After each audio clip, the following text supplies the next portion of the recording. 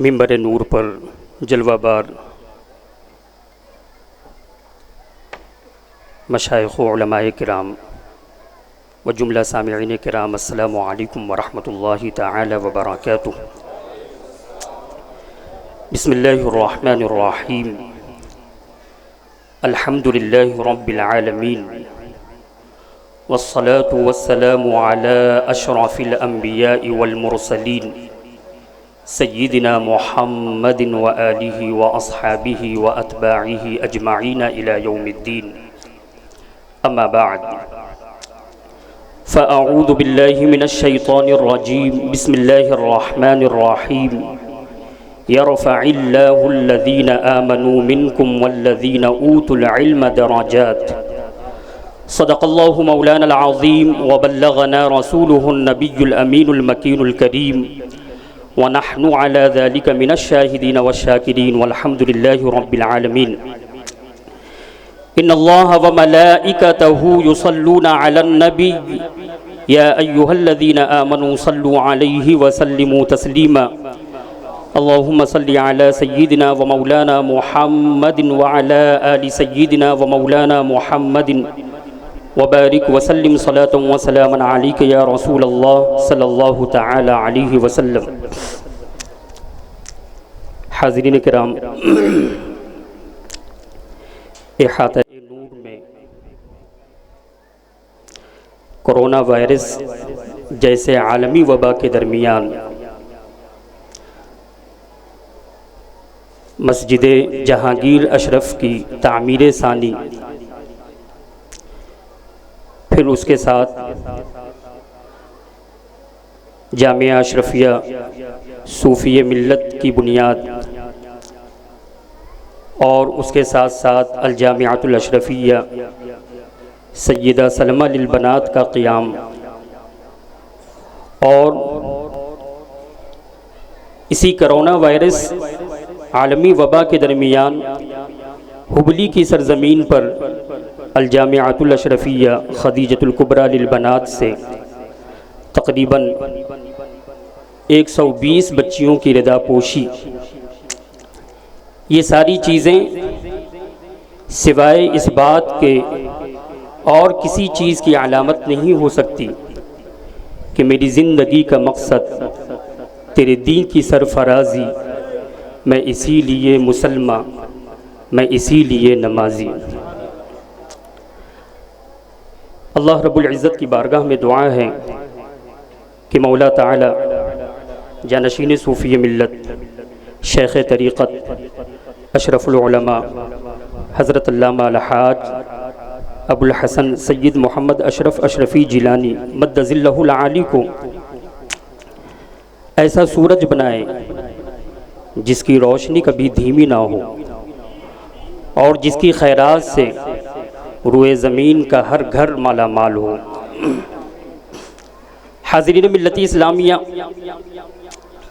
بہت مختصر وقت میں کچھ پیغام آج کی اس عظیم کانفرنس سے آپ کے حوالے کرنا چاہوں گا کہ انسانیت کی معلوم تاریخ میں اگر کسی قوم کو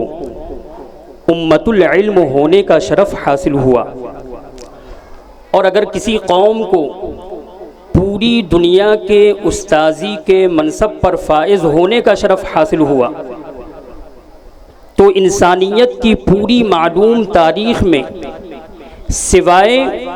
اس قوم کے اور کوئی قوم نہیں ہے جو اللہ اور اس کے رسول پر ایمان رکھنے والی ہے۔ لیکن سوال یہ پیدا ہوتا ہے کہ مسلمانوں کے لیے یہ بات کیسے ممکن ہوئی، مسلمانوں کو امت العلم ہونے کا شرف حاصل کیسے ہوا، مسلمانوں کو پوری دنیا کے لیے استاذی کا منصب کیسے حاصل ہوا؟ تو اس کا مختصر سا جواب یہ ہے کہ مسلمانوں کو اگر امت العلم ہونے کا شرف حاصل ہوا، اور اگر مسلمانوں کو پوری دنیا کے قائد اور پوری دنیا کا امام اور پوری دنیا کا استاذ ہونے کا شرف حاصل ہوا، تو وہ صرف قرآن مجید جیسی عظیم الشان کتاب کے ذریعے مسلمانوں کے لیے یہ ممکن ہو سکا۔ مسلمانوں کا قرآن مجید سے جو تعلق تھا، اس تعلق کی نوعیت محض یہ نہیں تھی کہ جب ہم بیمار ہوئے تو قرآن پاک کی کچھ آیتیں پڑھ کر اپنے اوپر دم کر لیا۔ مسلمانوں کا قرآن مجید سے جو تعلق تھا، وہ تعلق صرف اس نوعیت کا نہیں تھا کہ جب لڑائی جھگڑے کی نوبت آئی اور اپنی بات کو منوانا ہوا تو قرآن مجید پر ہاتھ رکھ کر ہم نے قسم کھا لی۔ مسلمانوں کا قرآن مجید سے تعلق صرف اس نوعیت کا نہیں تھا کہ ماہ رمضان المبارک آیا، تراویح کی نماز میں شریک ہو گئے اور قرآن پاک کی ہم نے سماعت کر لی۔ مسلمانوں کا تعلق قرآن مجید سے صرف اس نوعیت کا نہیں تھا کہ وقتاً فوقتاً کہیں کہیں قرآن مجید کے عنوان سے مقابلے کے پروگرامات منعقد ہوئے، کمپٹیشن چلا دیا گیا، بلکہ تاریخ گواہ ہے کہ مسلمانوں کا تعلق قرآن مجید سے اس نوعیت کا تھا کہ مسلمانوں نے قرآن مجید کی ہر صورت کو اور مسلمانوں نے قرآن مجید کی ایک ایک آیت کو صرف آیت کے طور پر نہیں، بلکہ مسلمانوں نے قرآن مجید کی ایک ایک آیت کو ایک ایک اداروں کی شکل میں تبدیل کر دیا۔ اگر مسلمانوں نے قرآن مجید میں علم کے تعلق سے یہ آیتیں پڑھی، اقرأ بسم ربک الذی خلق خلق الانسان من علق اقرأ وربک الاکرم الذی علم بالقلم علم الانسان ما لم يعلم، تو ایسا نہیں ہے کہ مسلمان صرف ان آیات کو پڑھ کر، علم کی ان آیات کو پڑھ کر رک گئے اور ان کے ترجمے کو پڑھ لیا، بلکہ جب مسلمانوں نے علم کے تعلق سے قرآن مجید کی ان آیتوں پر غور کیا تو نتیجہ یہ نکلا کہ قرآن مجید کی یہ آیتیں کبھی مدارس کی شکل میں تبدیل ہونے لگیں، کبھی اسکول کی شکل میں تبدیل ہونے لگیں، کبھی کالج اور یونیورسٹیوں کی شکل میں تبدیل ہونے لگی۔ الغرض یہ کہ مسلمانوں نے علم کے تعلق سے قرآن مجید کی ان آیات کو صرف آیات کی شکل میں باقی نہ رکھا، بلکہ ان آیات کو بڑے بڑے مدارس، بڑی بڑی یونیورسٹیاں اور بڑے بڑے اسکول میں مسلمانوں نے تبدیل کر دیا۔ اسی طریقے سے ماضی میں مسلمانوں کا قرآن مجید سے تعلق اس نوعیت کا تھا کہ جب مسلمانوں نے رحمت کے تعلق سے قرآن مجید کی آیتوں کو پڑھا، بسم اللہ الرحمن الرحیم وما ارسلناک الا رحمتا للعالمین، جب مسلمانوں نے قرآن مجید میں رحمت کے تعلق سے آیتوں کو پڑھا تو ایسا نہیں ہے کہ مسلمانوں نے صرف آیتوں کو آیت ہی سمجھ کر پڑھا، بلکہ مسلمانوں نے جب قرآن مجید میں رحمت کے تعلق سے آیتوں کو پڑھا تو پھر قرآن مجید میں رحمت کے تعلق سے وہ آیتیں بڑے بڑے ہاسپیٹل، بڑے بڑے شفا خانے اور بڑے بڑے بیمارستان میں تبدیل ہونے لگے، اور مسلمانوں نے نہ صرف یہ کہ صرف ظاہر سی بات ہے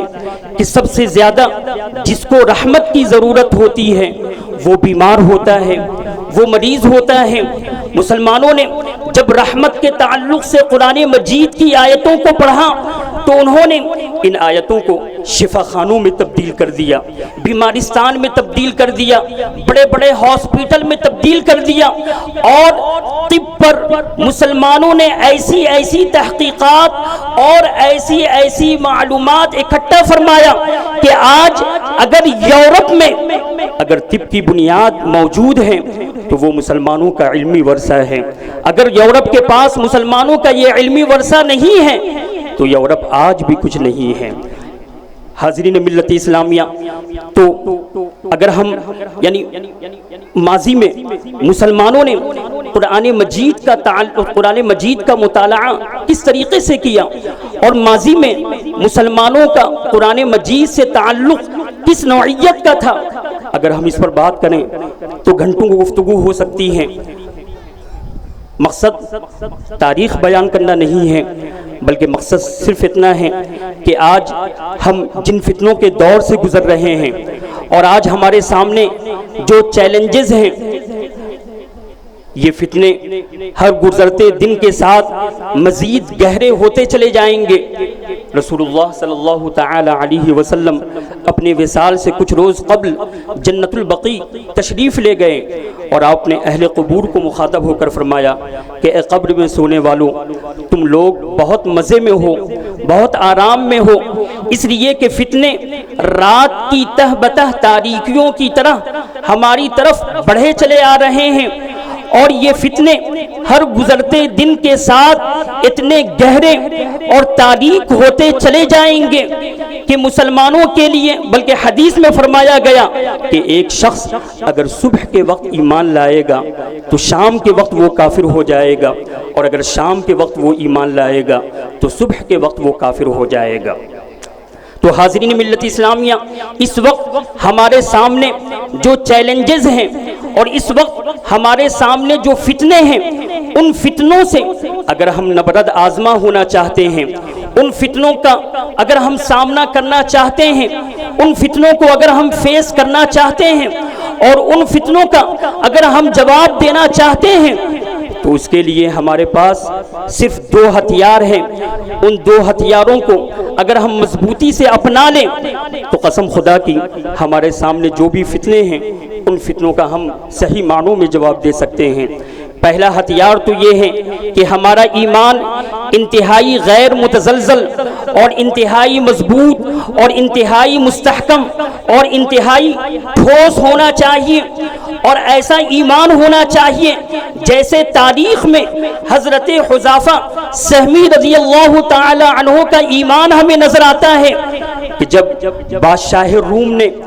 حضرت حذیفہ سہمی رضی اللہ تعالی عنہ کو گرفتار کر لیا تو ان کے سامنے یہ پیشکش رکھی گئی کہ اگر تم نے نصرانی مذہب قبول کر لیا تو تمہیں روم میں اچھے مقام پر فائز کر دیا جائے گا۔ حضرت حذیفہ سہمی رضی اللہ تعالی عنہ نے جواب دیا کہ اگر زمین و آسمان کے سارے خزانے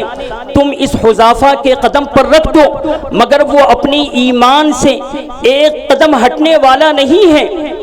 شاہ روم نے اپنے درباریوں کو حکم دیا کہ ایک روم آراستہ کیا جائے اور حذیفہ سہمی کو اس روم میں بند کر دیا جائے۔ الغرض یہ کہ ایک روم آراستہ کیا گیا اور حضرت حذیفہ سہمی رضی اللہ تعالی عنہ کو اس روم میں مقید کر دیا گیا، اور ساتھ ہی ساتھ روم کی جو سب سے خوبصورت نوجوان حسین عورت تھی، اس عورت کو حضرت حذیفہ سہمی رضی اللہ تعالی عنہ کے سامنے تنہا چھوڑ دیا گیا۔ 1 دن گزر گیا، 2 دن گزر گیا، 3 دن گزر گئے۔ وہ نوجوان اور حسین دوشیزہ یہ خواہش کرتی رہی کہ کاش ایک مرتبہ حذیفہ اپنی نگاہ اٹھا کر مجھے دیکھ لیتے، لیکن 3 دن گزر گئے۔ 3 دن گزر جانے کے بعد وہ لڑکی، وہ نوجوان اور دوشیزہ اور حسین لڑکی دروازے کو کھولتی ہے اور یہ چیختی ہوئی نکل جاتی ہے کہ کیا تم لوگوں نے مجھے کسی پتھر کے پاس بھیجا ہے یا کسی انسان کے پاس بھیجا ہے؟ حاضرین ملت اسلامیہ، اگر آج کے فتنوں سے ہم نبرد آزما ہونا چاہتے ہیں اور اگر آج کے فتنوں سے ہم مقابلہ کرنا چاہتے ہیں تو ہمیں اخلاق کا پتھر اپنے آپ کو بنانا پڑے گا کہ ہم اپنے عقیدے کے سامنے اور ہم اپنی ایمانیات کے سامنے اور ہم اپنے اخلاقیات کے سامنے زمینوں آسمان کی ساری دولت ہیچ ہیں، لیکن اس کے مقابلے میں ہم کبھی بھی اپنے ایمان کا سودا نہیں کریں گے۔ تو پہلی چیز مضبوط ایمان ضروری ہے، اور دوسری چیز علم۔ علم کے بغیر ہم فتنوں کا مقابلہ نہیں کر سکتے ہیں۔ بس ایک جملہ کہہ کر ابن حزم اندلسی نے اندلس میں یہ کہا تھا کہ اے اندلس والوں سنو، اگر ہماری کسی بستی میں ایک بھی بچہ بھوک کی وجہ سے مر گیا تو کل یقیناً اللہ کی بارگاہ میں ہم سے اس کے بارے میں سوال ہوگا، اور اگر ہم اس کا جواب نہ دے سکیں تو یقیناً ہمیں عذاب میں مبتلا ہونا پڑے گا۔ ابن حزم اندلسی کا وہ قول تو کھانے کے تعلق سے تھا، لیکن آج ابن حزم اندلسی کے اس قول کو آپ کے سامنے اس پیغام کے ساتھ کہ آپ یہ مزاج بنا لیجئے، آپ یہ ذہن بنا لیجئے کہ ہماری بستی کا اور ہمارے محلے کا ایک بچہ بھی علم کے بغیر نہ رہے، اس لیے کہ ہماری بستی کا اگر ایک بچہ بھی علم کے بغیر رہ گیا تو کل یقیناً اللہ رب العزت کی بارگاہ میں اس بستی میں رہنے والے تمام لوگوں سے پوچھا جائے گا کہ تمہاری بستی میں یہ بچہ تھا، یہ بچہ علم کے بغیر کیسے رہ گیا۔ اور آج تو ہمارے لیے یہ شکوہ بھی نہیں ہے کہ تعلیم بہت مہنگی ہو گئی ہے۔ اشرف العلماء نے جہاں دین کی تعلیم کے لیے الجامعۃ الشبیلیہ قائم فرمایا ہے، جہاں دین کی تعلیم کے لیے الجامعۃ الاشرفیہ صوفیہ ملت قائم فرمایا ہے، جہاں دین کی تعلیم کے لیے الجامعۃ الاشرفیہ سیدہ سلویٰ للبنات قائم فرمایا ہے، آپ نے ماڈرن ایجوکیشن کے لیے مخدوم اشرف سینٹر کا قیام فرمایا ہے۔ اس لیے اب ہمارے لیے یہ بہانہ نہیں رہ جاتا، ہمارے لیے یہ حیلہ نہیں رہ جاتا کہ ہمارے پاس پیسے نہیں ہیں، ہم غریب ہیں، ہم اپنے بچوں کو تعلیم کیسے دلا سکتے ہیں؟ آپ اپنے بچوں کو تعلیم دلانے کے لیے، اپنی بچیوں کو تعلیم دلانے کے لیے یہ سارے ادارے آپ کے لیے کھلے ہیں، اور آپ کوشش کریں کہ اس بستی میں رہنے والے جتنے بچے بچیاں ہیں وہ سب زیور تعلیم سے آراستہ ہوں۔ انہی باتوں پر اپنی گفتگو کو ختم کرتا ہوں۔ اگر بولنے میں کوئی لغزش ہوئی ہو تو اللہ تعالیٰ معاف فرمائے، آمین وجاہ سید المرسلین وما علینا الا البلاغ المبین۔ السلام علیکم ورحمۃ اللہ تعالی وبرکاتہ۔